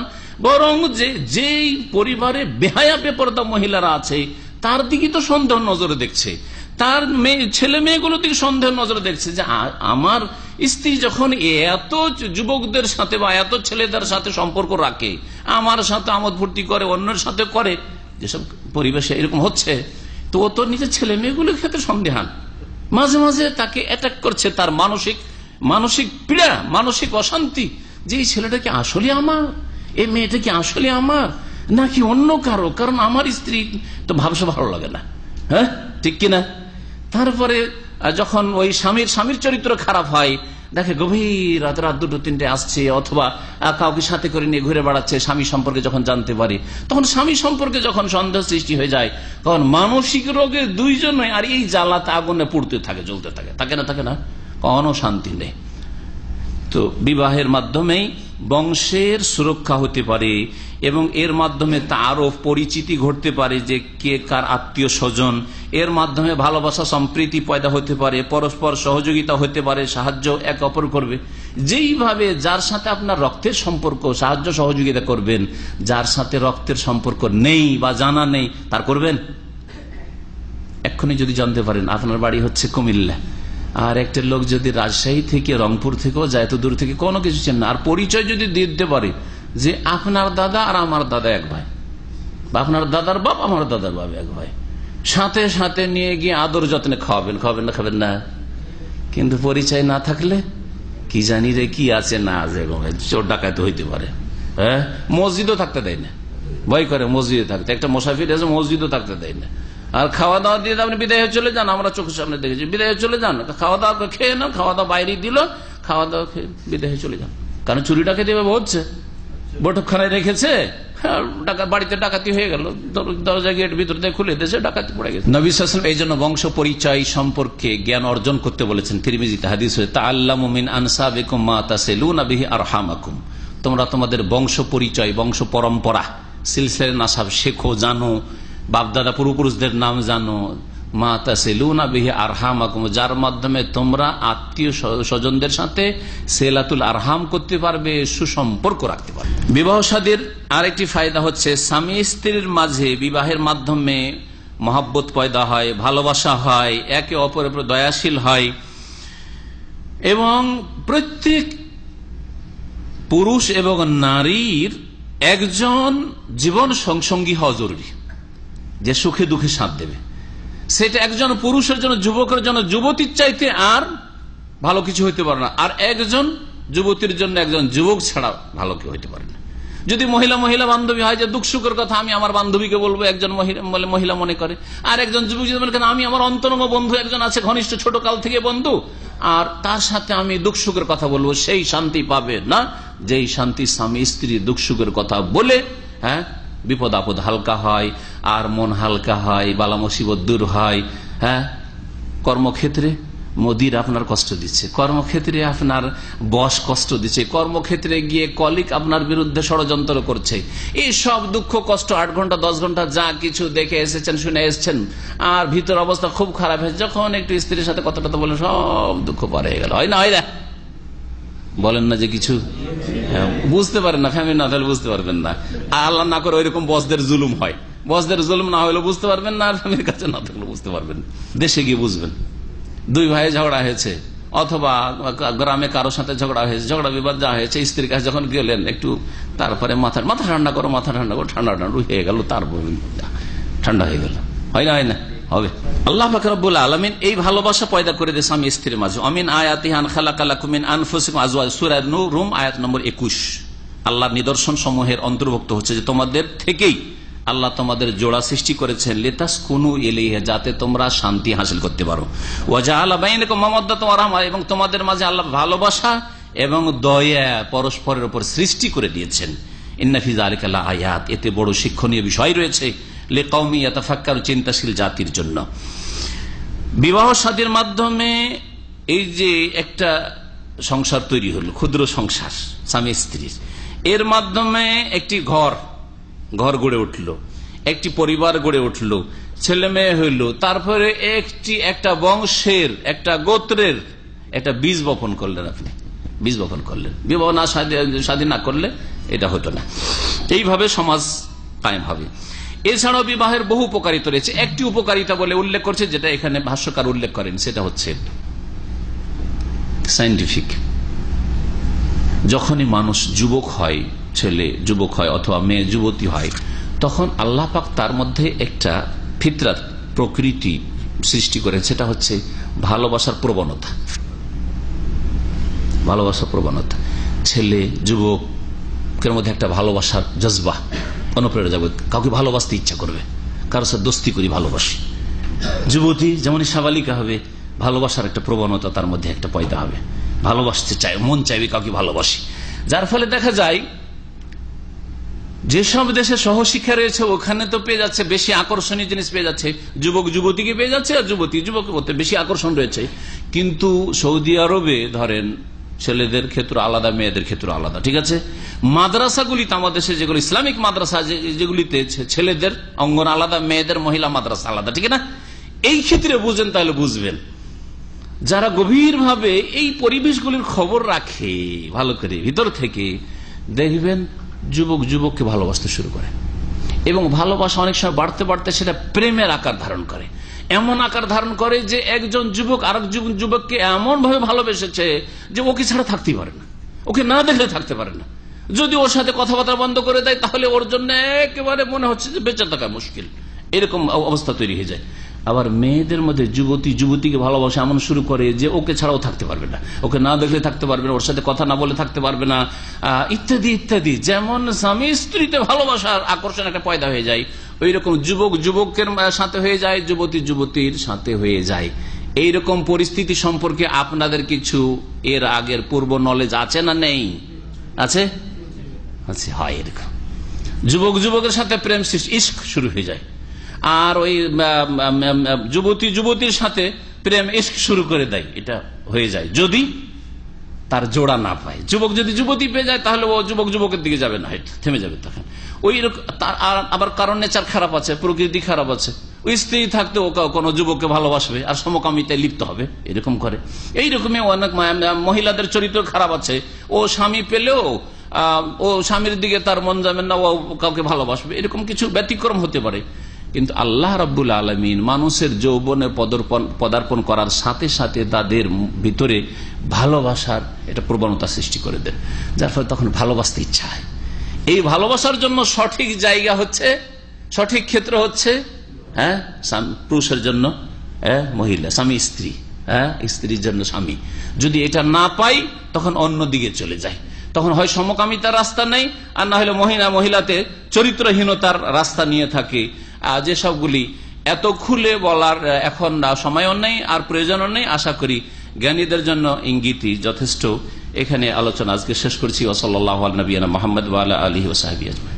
প্রথম এক তালাক দেওয়ার পরে তিন মাসিকের মধ্যে ফিরিয়ে নিতে পারে। যদি ফিরায়, যদি 3 মাসিক পার করে দেয় আর না ফিরায়, তাহলে ওই মহিলা এমনিতে বিচ্ছিন্ন হয়ে যাবে, তার থেকে বিবাহ বিচ্ছেদ হয়ে যাবে। আর যদি মনে করে তালাক দেওয়ার প্রয়োজন নেই, এমনি স্ত্রী তার নেই, আর 3 মাসিক পার হল, আর যদি মনে করে আর এক তালাক আমি দিয়ে দেবো, দিতে পারে। তালাক দেওয়ার পর 3 মাস, তার প্রত্যেক মাসেও দিতে পারে, অথবা 3 মাস পরে যদি তালাক দিয়ে দেয়, তারপরে আবার 3 মাসিক পর্যন্ত তার হাতে সময় আছে। বোঝা গেছে? কিন্তু প্রথম তালাক দেওয়ার পরে 3 মাসিকে পার করে দিলেই বিচ্ছিন্ন হয়ে যাবে। আর যদি তার আগেই তালাক দেয় তাহলে 2 তালাক পর্যন্ত ফিরিয়ে নিতে পারে। 2 তালাক দেওয়ার পরেও 3 মাসিক পর্যন্ত, আবার ধরেন 1 তালাক এই মাসে দিল, সামনে মাসে বা তারপর আরো 2 মাস পরে আর 1 তালাক দিল, তারপরে আবার 3 মাসিক সময় সুযোগ পেল, ওর মধ্যেও ফিরালো না, ওই রকমই বিচ্ছিন্ন, যেটাকে তালাকে বায়েন, বিচ্ছিন্ন স্ত্রী হারাম তার জন্য হয়ে যাবে। কিন্তু নতুন ভাবে বিবাহ করে সংসারে নিয়ে আসতে পারবে। হ্যাঁ, পুরোপুরি নতুন বিয়ের মতো সবকিছু মোহরও দিতে হবে, এরকম করতে হবে।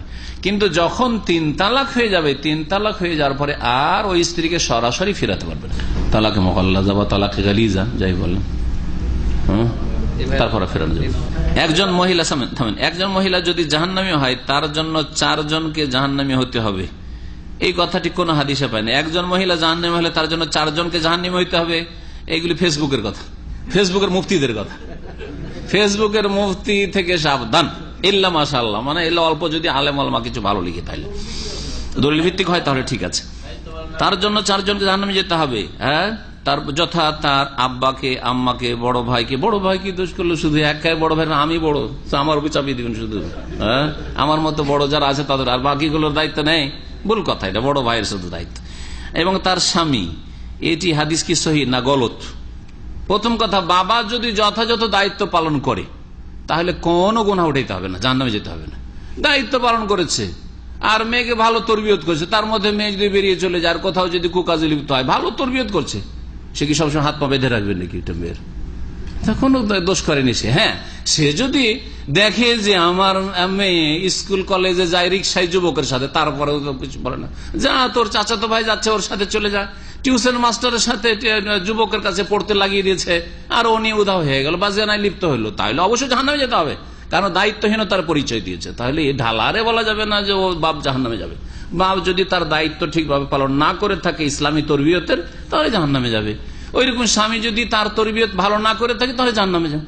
বিদেশে এসেছেন আলহামদুলিল্লাহ, আর ভালো তরবিয়ত দিচ্ছেন, ভালো উপদেশ দিতে আছেন, ওর মাঝে যদি পাপ করে ফেলে, তো আপনাকে কেন জাহান্নামে যেতে হবে? আপনি কোন দোষ করলেন? আরে ভালো উপদেশ রাত দিন দিতে আছেন, আপনি কোনো দোষ করেননি। আপনি এইরকমই বড় ভাই, শুধু বড় ভাইয়ের উপরে কেন চাপাবেন? বড় ভাই আরো সব ভাইরা আছে, যদি জানতে পারে, বড় ভাই জানতে পারলো না, কিন্তু মেজো ভাই, সেজো ভাই, ছোট ভাই জানতে পারলো যে আমার বোনটার চরিত্র খারাপ হতে যাচ্ছে, তাহলে অবশ্যই যেতে দিবেন, তার স্কুল বন্ধ করবে, কলেজ বন্ধ করবে। হ্যাঁ, তার উপরে ওইরকম ব্যবস্থা নেবে যাতে করে বক্র পথে না চলে যায় ইত্যাদি। কিন্তু এই হাদিস এসব জাল কথা। এক লোক জিজ্ঞেস করছে, তার মায়ের আগের স্বামী থেকে একটা মেয়ে ছিল, পরে স্বামী মারা গেছে অথবা তালাক হয়েছে, তারপরে অন্য সংসারে এসছে, আসার পরে এখানে ছেলে মেয়ে হয়েছে, বোঝা গেছে? ওই মেয়েটাকে ওই মহিলা নিয়ে এসছে, এই সংসারে নিয়ে এসছে। ওই মেয়েটি এই ঘরে আসলে এই মেয়েটিকে বলা হয় কোরআনের ভাষায় রাবাইবুকুমুল্লাতী ফি হুজুরিকুম মিন নিসাইকুমুল্লাতী দাখালতুম বিহিন্না। মাহরাম হয়ে যাবে ওই মেয়েটির এই পরের ওর মার স্বামী যদি ওর মায়ের সাথে সহবাস হয়ে গেছে, শুধু বিয়ে করার মাধ্যমে হবে না, কিন্তু যখনই একদিন সংসার হয়ে গেছে, তার সাথে সহবাস হয়ে গেছে, তখনই এই মেয়েটি কি হয়ে গেছে, মেয়েটির মাহরাম সে হয়ে গেছে। তার মানে তারা পর্দা করা লাগবে না। আর যেগুলো বাচ্চা জন্মেলো সেগুলোতে একই মায়ের পেট থেকে, শুধু বাপ আলাদা, সুতরাং এগুলি হচ্ছে বই, এটা কি বলবেন, বই পিতৃয় আলাদা, বাপ আলাদা, বই মাতৃয়, সবগুলি বই মাতৃয়। হ্যাঁ, বই পিতৃয় ভাই বোন তো বই। আর ইসলামে ভাই বোন হচ্ছে 3 রকম, মাহরাম ভাই বোন হচ্ছে 3 রকম। কি কি? আপন বাপ মা শরিক ভাই, আপন ভাই বোন বাপ মা দুটোতে শরিক, অথবা বই পিতৃয় আর বই মাতৃয়, বোঝা গেছে। এছাড়া চাচাতো ভাই, খালাতো ভাই, মামাতো ভাই, এগুলি আমাদের দেশি ভাই, এগুলো দেশি ভাই। এই ভাইগুলি মাহরাম নয়, এই ভাইগুলি মাহরাম নয়। দুধ ভাই যদি দুধ ওইরকম খাওয়া প্রবান হয়, তাহলে যেটা রাজাতের বয়সে হইতে হবে, তারপরে কমপক্ষে 5 বার খাওয়াইতে হবে, এগুলো বেশ কিছু শর্ত রয়েছে দুধ ভাই। কিন্তু যেটা আসল ভাই হচ্ছে এই 3টা, ওটাও আছে। জি, সাধারণত আমাদের দেশে দুধ ভাই নেই, ওই জন্য বললাম না। নবী করিম সাল্লাল্লাহু ভাই বলছেন, নবী করিম সাল্লাল্লাহু আলাইহি ওয়াসাল্লাম আলী রাদিয়াল্লাহু তাআলা আনহুকে বিয়ে করতে নিষেধ করেছেন, ফাতেমার সাথে অন্য কোন সতীন নিয়ে আসতে না, নিষেধ করেন। আলী রাদিয়াল্লাহু তাআলা আল্লাহর দুশমনের মেয়েকে, আবু জাহালের মেয়েকে বিয়ে করার ইচ্ছা পোষণ করেছিলেন। আল্লাহর দুশমনের মেয়ে আর আল্লাহর দোস্তের মেয়ে একত্রিত হইতে পারে না, এটা স্বাভাবিক। আমার শত্রু কেউ যদি থাকে আর তাকে যদি আমার ছেলে ঘরে নিয়ে আসে বা তার ছেলেকে, তো আমাকে খারাপ লাগবে না? আর সেটাও যদি দিনের দুশ্মনী, দুনিয়ার দুশ্মনীতে আমরা মেনে নিতে পারি না, পার্থিব সাংসারিক বিষয়ে বা টাকা পয়সা নিয়ে ঝগড়ার ক্ষেত্রে, তাহলে যদি দিনের দুশ্মনী থাকে তো কি করে হইতে পারে? এই জন্য নবী সাল্লাল্লাহু আলাইহি ওয়াসাল্লাম নিষেধ করেছেন, বোঝা গেছে। আর তারপরে আর একটা মাসালা এখান থেকে বোঝা যায়, মেয়ের বাপের অধিকার আছে শর্ত লাগানোর। এটা আমারও আছে, আপনারও আছে। আপনি আপনার জামাইয়ের সাথে, হবু জামাইয়ের সাথে শর্ত লাগাইতে পারেন যে আমার মেয়েকে বিয়ে করলে, আমার মেয়ে যতদিন বেঁচে আছে তুমি অন্য বিয়ে করতে পারবে না। সৌদি আরবের কোর্টে আমার এক মেয়ের বিয়ে যেহেতু দিয়েছি, আমাদেরকে জিজ্ঞেস করেছে কাজী সাহেব দাম্মামে যে আপনি কি কোনো কন্ডিশন লাগাতে চান না? বলছেন না, কোনো শর্ত লাগাতে চাই না, কিন্তু যদি লাগাতে চাও ওটা লিখে দিবে, তাহলে এটা অধিকার আছে। আর এটা শর্ত লাগাতে পারে, কারণ বিবাহ করাটা তার জন্য জরুরি জিনিস। বিবাহ করা জায়েজ, দ্বিতীয় তৃতীয়, আর আমি বিবাহ করিও না, এটাও যদি শর্ত লাগাই তো সেটাও জায়েজ। ও যদি মেনে নেই, এখন মেনে নিয়েছে, তার মানে আগামীতে তাকে কন্টিনিউ করতে হবে, বুঝা গেছে। তো কথা হচ্ছে যে এইরকম আপনার আমার স্বাধীনতা আছে যে আমার মেয়েকে বিয়ে করলে এর সাথে আর কাউকে বিয়ে করতে পারবে না, কিন্তু তাই বলে শরীয়তের এই বহু বিবাহকে ঘৃণা করবো না, জরুরি না। আপনি আপনার মেয়ের জন্য সেটাকে হয়তো আপনি পছন্দ করেন না, কিন্তু আপনার বোনের জন্য প্রয়োজন হইতে পারে, সেটা আজকে আপনার মেয়ের জন্য প্রয়োজন মনে করেন না, একদিন পরিস্থিতি বাধ্য করতে পারে আপনার মেয়ের জন্য, ঠিক আছে সত্যিনার পরে দ্বিতীয় তৃতীয় আমি বিয়ে দেবো, বা ভালো ছেলে পেয়েছি দেবো, অসুবিধা নেই, হতে পারে। জি, যে পাকিস্তান আমলে, যখন পূর্ব পাকিস্তান ছিল বাংলাদেশের নাম, পাকিস্তান আমলে আইয়ুব খাঁ ইসলাম বিরোধী একটা আইন তৈরি করেছিল, যে আইনটা বলবৎ আছে পশ্চিম পাকিস্তানেও আর বাংলাদেশেও। ওই আইনটাই আইয়ুব খাঁর শরীয়ত বিরোধী আইনটা থেকে গেছে। এটা ইসলাম বিরোধী কথা, আইয়ুব খাঁ তৈরি করুক আর আমার বাপ তৈরি করুক, কথা বোঝা যাচ্ছে। ইসলাম বিরোধী আইন কোন শাসক তৈরি করলে সেই আইন অচল, ইসলামের কাছে চলবে না, একে বাতিল ঘোষণা করা উচিত মুসলিম শাসকদের। যে না পারলে ইমানি শক্তি, শারীরিক শক্তি, আর্থিক শক্তি যদি না থাকে, আরে এক লোক বিয়ে করেছে, 2টো বিয়ে, মজার কথা, আর একই রুমে একই বিছানায় শুয়ে রেখেছে 2টো স্ত্রীকে, হারাম, শুনে রাখেন ভালো করে। আর তারপরে ওই স্ত্রী তখন কি করবে, এই অভিযোগ কাউকে করতে পারছে না। বড় ভাই একজন মৌলভী সাহেব আলেম, আমাদের ডিস্ট্রিক্টের ঘটনা, তখন ওই সেই বড় ভাসুরকে বলছে, কেঁদে কেঁদে বলছে যে আপনার ভাই, আমার স্বামী বড় জালেম, এই 2 স্ত্রীকে নিয়ে একই বেডে ঘুমায়। তখন ধমক দিয়ে মারপিটের হাত পা ভেঙে দেবো তুই যদি এই কাজ করি, তারপরে তখন বিছানা আলাদা করে। তো এরকম খবিসদের জন্য, খবিস চরিত্রের মুসলমানদের জন্য বিয়ে করা না যায়, এরা খবিস, এরা ভালো মানুষ না, এরা বিয়ে করা না যায়। আপনি বিয়ে করলে 2টো বাড়ির ব্যবস্থা করতে হবে, একই বাড়িতে একই উঠানে রাখবেন, আর 2 স্ত্রীতে লড়াই করবে, আর আপনি তামাশা বসে বসে দেখবেন, তো চাইজ নাই। 2টো বাড়ির ব্যবস্থা করেন, 2টো ফ্ল্যাটের ব্যবস্থা করেন, তারপর বিয়ে করেন। মেয়েদের বিবাহে মেয়ে পক্ষ দাওয়াত করবে না, এটা শরীয়ত বিরোধী কাজ। ওলিমা ছেলে পক্ষ দাওয়াত করবে, ছেলে পক্ষ ওলিমা হয় ছেলের পক্ষ থেকে, মেয়ের পক্ষ দাওয়াত করবে না, বুঝা গেছে। জি হ্যাঁ। শরীয়ত বিরোধী কাজ। হ্যাঁ হ্যাঁ, গিফটের উদ্দেশ্য সবকিছুতে। আজকে খাতনা করে যে চামড়া কাটবে, ওতেও গিফট উদ্দেশ্য।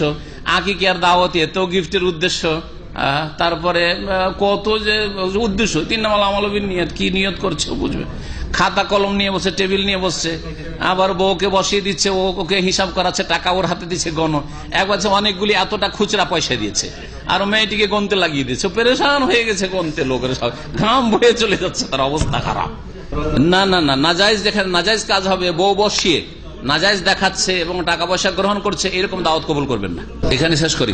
সাল্লাল্লাহু নবিয়ানা মুহাম্মদ ওয়া আলা আলিহি ওয়া সাহবিহি।